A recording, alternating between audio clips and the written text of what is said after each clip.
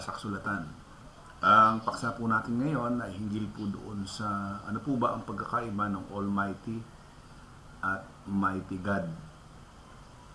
Sa mga saksi ni Jehovah, magkaiba po yan. At sa ibang ang paniniwala ay iba yung ama, iba yung anak, ganun din po yung paniniwala. So tingnan po natin yung paliwanag ng kasulatan.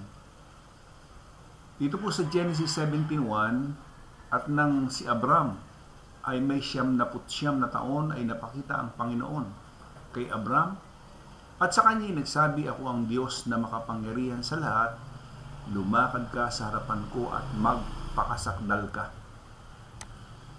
Sa English version ay ganito po, and when Abram was 90 years old and 9, the Lord appeared to Abram and said unto him, I am the Almighty God, walk before me and be thou perfect. So may binabanggit ditong Almighty. Sa saksi ni Jehovah, pinapalagay nilang si Jehovah ito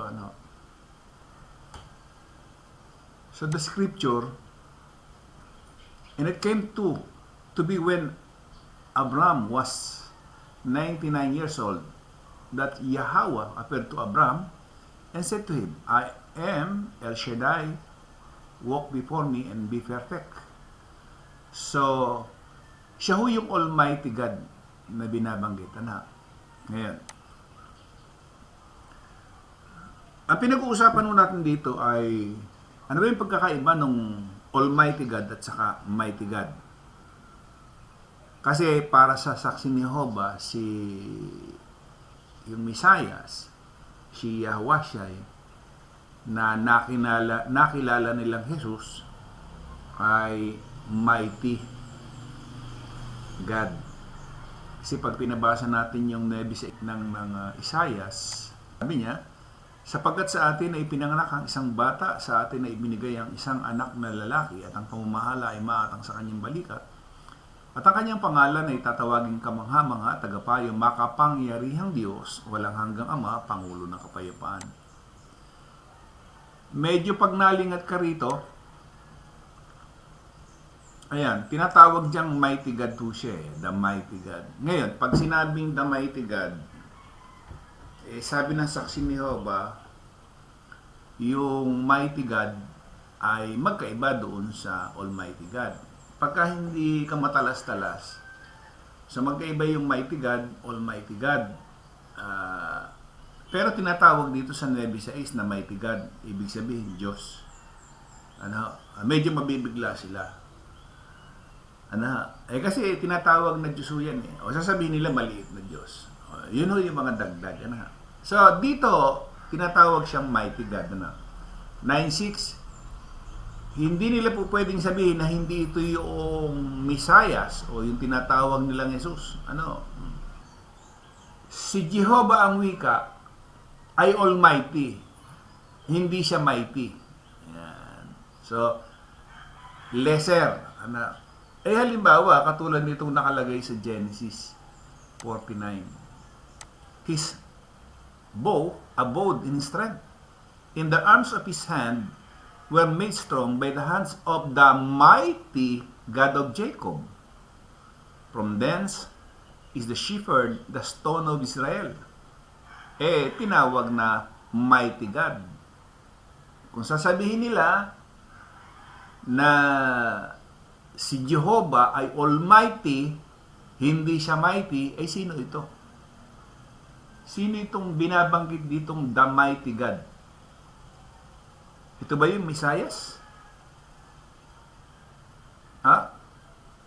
Ito ba yung Mesias? O tingnan natin sa the scripture. But his bow remained in strength, and the arms of his hand were made strong by the hands of the mighty one of Jacob. From there is the shepherd, the stone of Israel. Sino binabanggit? Ito yung sinasabi nilang Jehovah. Ibig sabihin pala, hindi lang pala Almighty yung sinasabi nilang Jehovah mighty rin.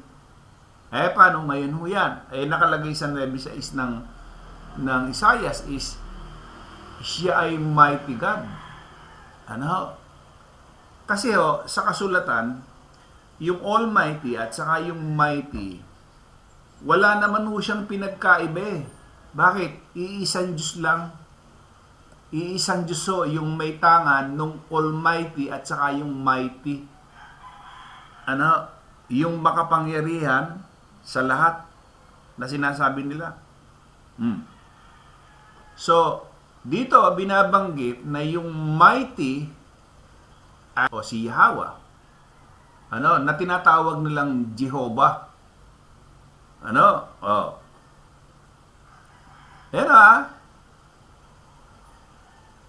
Mighty One of Jacob. Mighty One of Jacob. Isa pa Uno. El Elohim, Yahawah shall speak, and he shall call the earth from the rising of the sun to its going down. Sa King James.